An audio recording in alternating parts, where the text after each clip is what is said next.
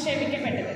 അപ്പോൾ അതിൽ 3 പേരായിരുന്നു യാത്രികരായിട്ട് ഉണ്ടായിരുന്നത്: Neil Armstrong, Edwin Aldrin, Michael Collins. അപ്പോൾ അവർ 1969